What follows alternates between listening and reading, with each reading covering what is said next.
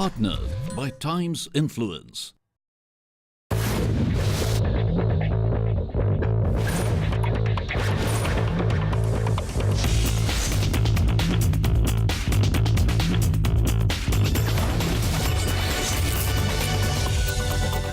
Hello and welcome to another incredible episode of Mahindra Scorpio presents TOISA Fueling Sports. I'm Mandira Lalwani and I'm going to take you on a journey where you will get up close and personal with some of the top sporting names in our country. In today's episode, we'll be face to face with some of the biggest achievers in sports in India. Their journeys have been incredible and so inspiring. Let's jump into that conversation right away.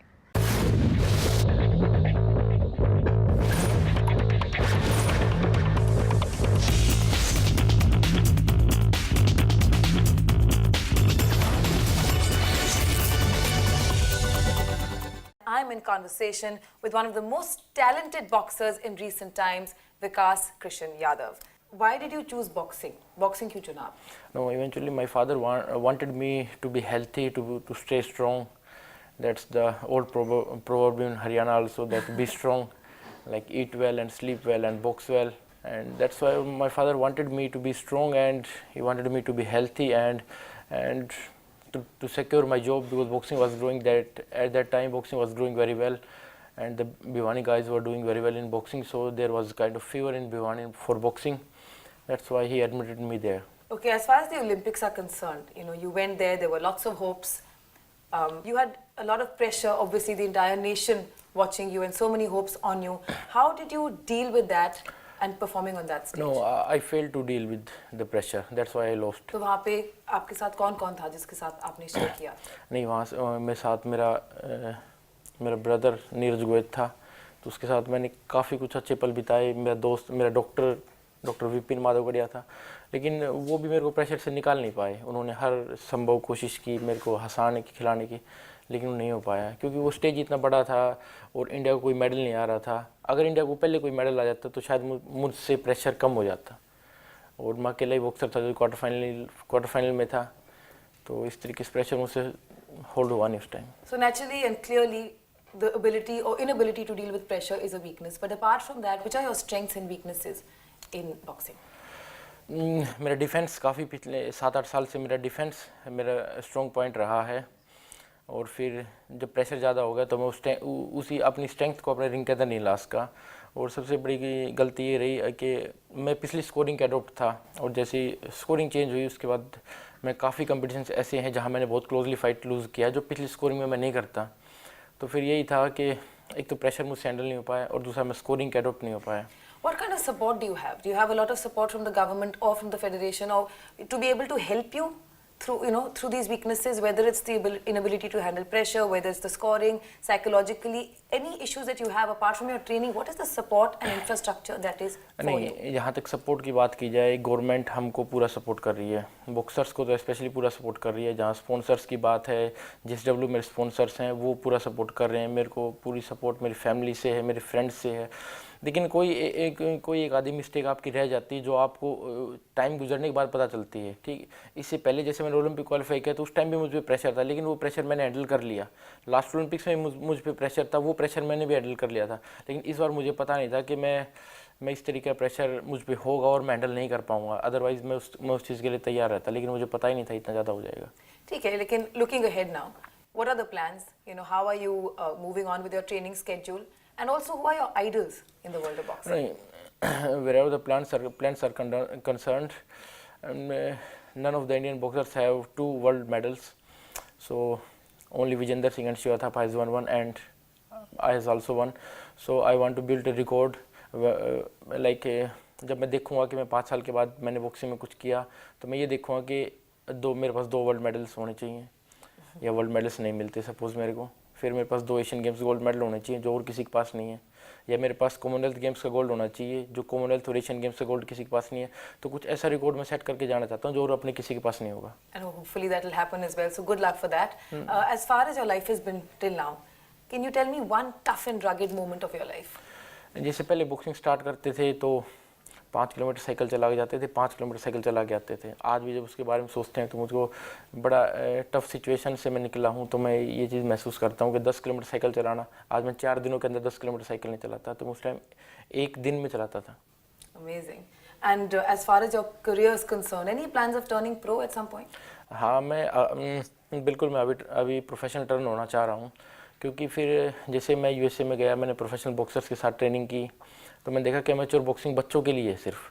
Professional boxing के अंदर आपको काफ़ी time मिलता है, आपको 12 round मिलते हैं और पूरे वर्ल्ड की नज़र आप पे होती है। क्योंकि अमेच्योर की जहाँ तक बात की जाए, अमेच्योर सिर्फ ओलंपिक्स के टाइम या इंडिया के अंदर थोड़ा एशियन गेम कॉमनवेल्थ गेम्स के टाइम है, वर्ल्ड चैम्पियनशिप तो हमारी टीवी पे भी नहीं दिखाई जाती। तो मतलब हम इतने पीछे हैं इस चीज़ के, तो इसलिए प्रोफेशनल बॉक्सिंग जाके हम अगर कहीं ना कहीं मैं कंट्री का भी कुछ फ़ायदा कर पाऊँ, अपना और अपने सिटी वालों का कुछ फ़ायदा कर पाऊँ, तो उससे बहुत सही होगा। All the very best. Wish you good luck in your endeavors and thank you very much. Congratulations once again. Okay, thank you.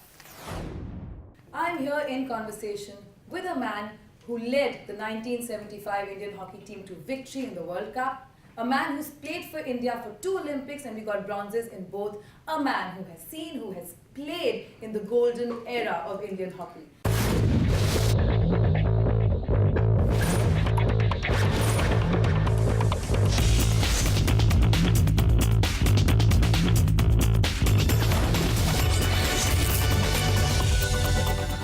Mr. Ajit Pal Singh, such an honor to have you here today. But tell us about how the journey started and your earliest memory of hockey.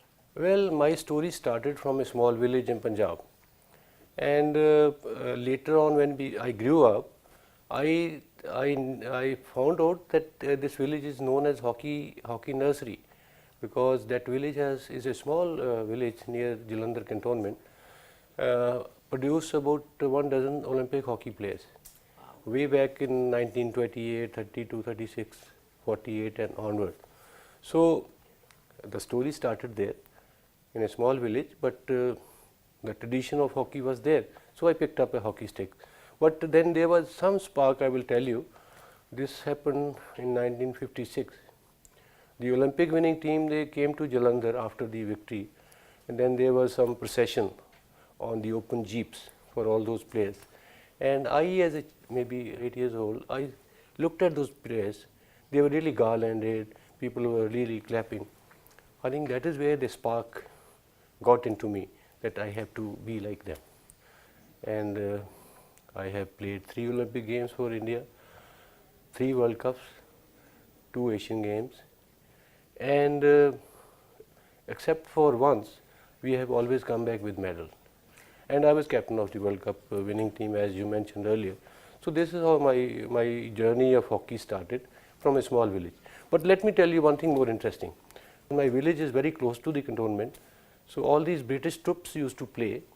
My village folks, old ones, they used to watch them. Then they started playing with them, and then they started to play against them. So this is how hockey picked up in my village. How interesting. So it's literally in your blood, so to speak. Basically, yes. Basically, I would say yes, because tradition was already there, so I just followed that tradition. You know, like I said earlier, you have played in the golden era. When you went to represent India, more often than not, the Indian hockey team came back with medals. And that adulation, that excitement, that frenzy around the Indian hockey team probably led a lot of youngsters at that point in time to take it up. But what changed, what happened, what brought about the intense low that has followed? See, basically, I talk about, let me give you one more incident. Earlier in 1960s and 70s, our contingent to the Olympic Games used to be very, very small. Except for hockey, we never expected any medals from any other sport. But lately, I am very happy to see that all other sports are also doing so well. Yes. And the hockey team is now struggling to get to the podium. This is something really drastically wrong on with the hockey team. But lately I have seen that the team is doing well. They are coming up. Their positioning in the world is also better. And somehow Indian administrator now, FIH chief is also Mr. Narendra Batra from India.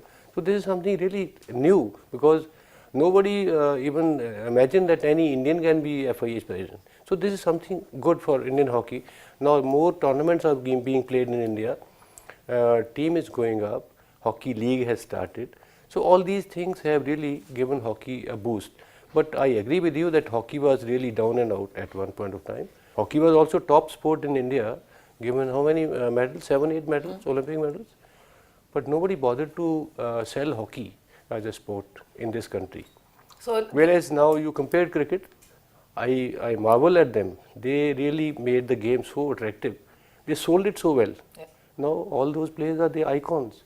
At my times, I think hockey should have been sold better. as far as your life has been so far, your career, etc., if you were to look back, which is the one tough and rugged moment of your life? That was, I would say, after winning the World Cup. We lost in 1976 Olympic game badly. We were top, number 1 team, and then we were number 7 next year only. Why? There must be some reasons, but one reason was definitely which we could not cope up, was introduction of turf. Because that was the first time they used turf for the Olympic Games. And Indians, we never had turf in India. We only practiced on turf in Paris, and maybe a week in Toronto somewhere. That's all. So 2 weeks of training on turf was not much for the team. So it was difficult for the team to, to settle down on artificial turf. But thank you so much for joining us today. It's really been a pleasure. Thank you so much. Thank you. Time now for a quick break here. When we return, we continue our conversation. Stay with us.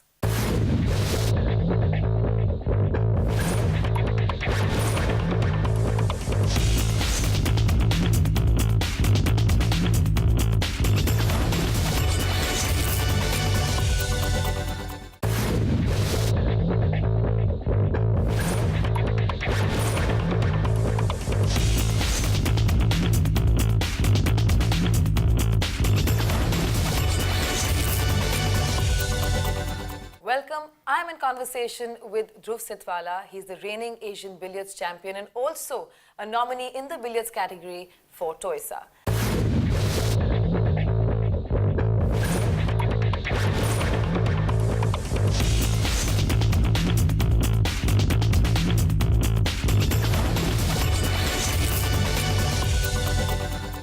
A very warm welcome. How important are awards for you, and what does this mean? Well, for every sports person, the ultimate thing is ranks, awards, success. But of course, awards do have a great importance in our life, because that's the actual way where the public recognizes us, rather than the ranks which we win the national championships.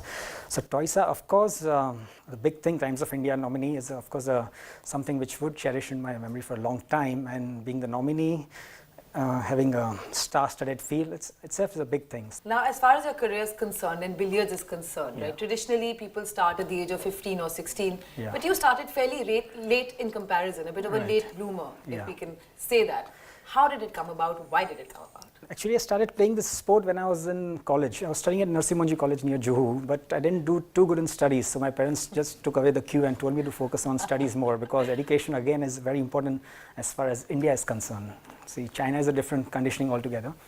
So after graduation, I thought that I'm not that good at studies. So might as well, that passion was for billiards was alive. So I chose to not go in any other field and select billiards and work as hard as anybody else and try to be at the summit of it. Well, you're getting there, that's for sure. Yeah. What are some of the highs that you've had so far, and also the lows, the kind of challenges you faced? The first high I had was in the 2010 World Professional Championships that was held in UK, I suppose I'm not wrong. Therein I played Pankaj Advani, the defending world champion, whom I beat in the quarters, and in the semi-finals I had to play against my idol Geet Sethi, as he's the most famous on the yesteryears.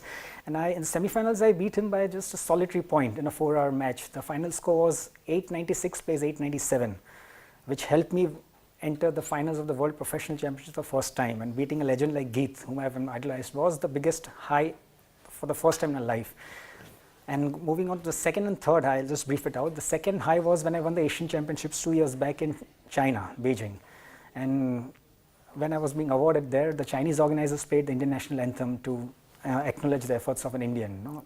For that was a different range of emotions you go through when the China country is playing an Indian national anthem. So obviously consistency is key. And how do you maintain that consistency? What kind of training regime do you have? How do you keep yourself focused? I mean, it's such an intense sport. Yeah, normally it's easily said than done, but most of my schedule, the daytime is, I focus more on simplicity so that my focus is uncluttered. You know, you are more focused on the goals. The distractions are always filtered if you normally have a simple lifestyle. And the thing is, I worked for 6-7 hours on the billiards table for a long, say almost a decade. I do get some physical problems, neck and lower back problems, but then exercises takes care of it. Secondly, I associate with the correct people, you know, which keeps you on a high. You know, What are correct people? People who are wiser than you, basically.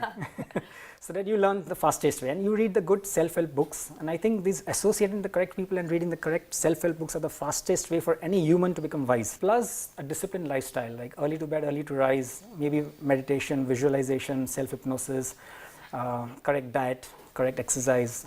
And if all can fall in places, which is highly possible if you have a simple lifestyle, I think that is enough for you to keep your eyes on the goals. Wow, that's incredible. Now, as far as billiards is concerned and other sports also, you know, which are the players you idolize? Well, since childhood, I was idolizing only two guys. One was Geet Sethi, as the whole world knows, but I was a big fan of a person called Viswanathan Anand, because he became, I think, 5 to 6 times world champion in a sport like chess, which is being played by more than 100 countries. But unfortunately, one of the popular sport in a country takes over everything. But the achievement of Viswanathan Anand, 5 times world champion in sport playing by 100 countries, is phenomenal. Absolutely. It cannot be compared to any other achievements in any other sport, I feel. I think he also has an amazing temperament. And how important is that in sport, you know, a good temperament, an even, calm temperament? Yeah, actually, everything boils down to that moment. You may practice 10 hours every day, but when that crucial moment comes, do you behave actually like the person who is a champ, or do you crumble down? Actually boils down to that particular moment when the chips are down, how do you behave? And then actually, I think temperament is everything that takes the lead. And going ahead, what can we look forward to? What are you planning on? What are you focusing on next? 4 days I'm leaving for UK to play the English Open Series, and then next month I'll be defending the Asian title, which is in Chandigarh. And after that I'll be going to Canada for the America's Cup and the Australian Open. So all the next 3 months are all packed. But again, one day at a time. So one day at a time, jam-packed schedule for you, lots of travel, lots of fun to be had along with the work, I'm sure. Lovely, and living the present moment. Absolutely, live in the present. Thanks so much for talking to us. Pleasure, Mandira. Yeah, thank you so much. Thank you. I'm in conversation with Ajay Jairam.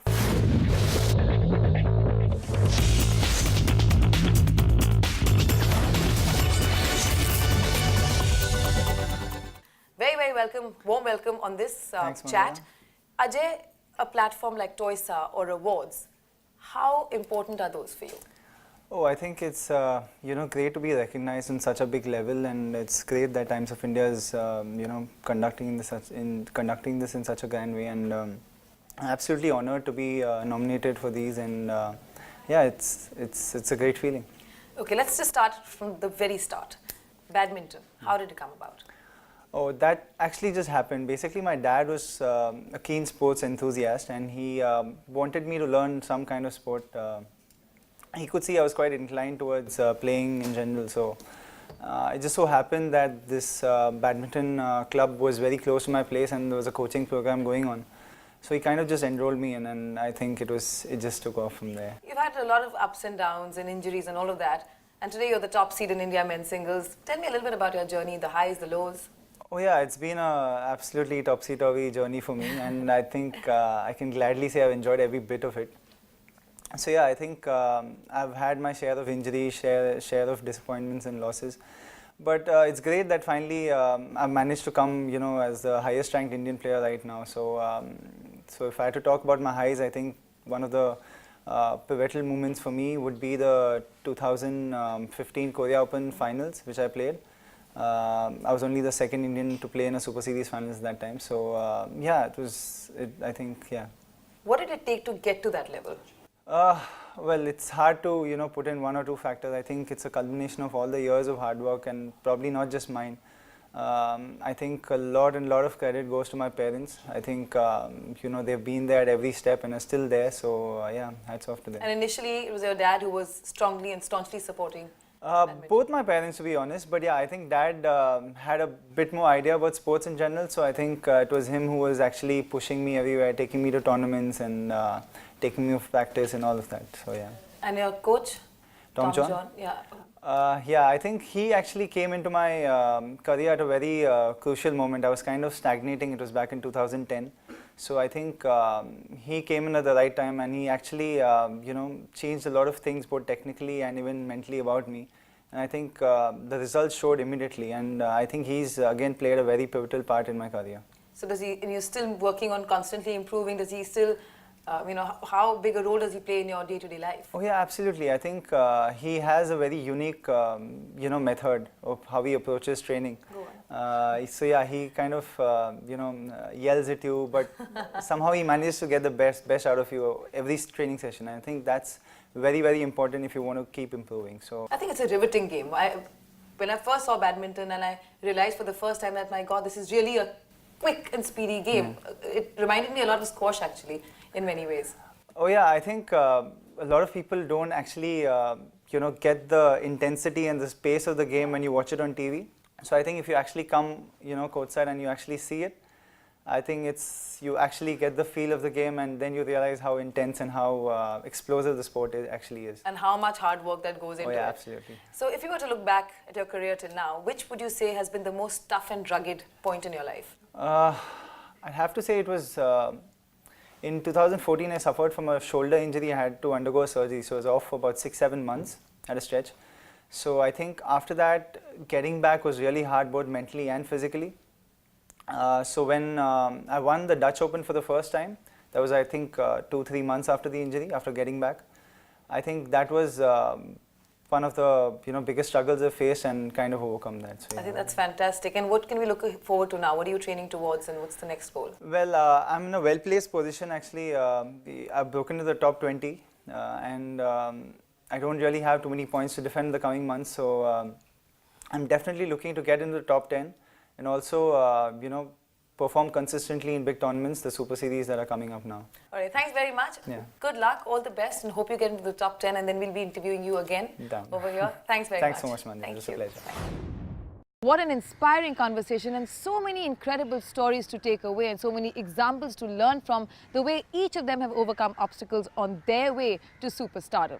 Next week, same time, yet another inspiring episode here on Times Now. We will be in conversation with, wait for it, the world's biggest name in gymnastics, none other than Nadia Comaneci. Stay with us.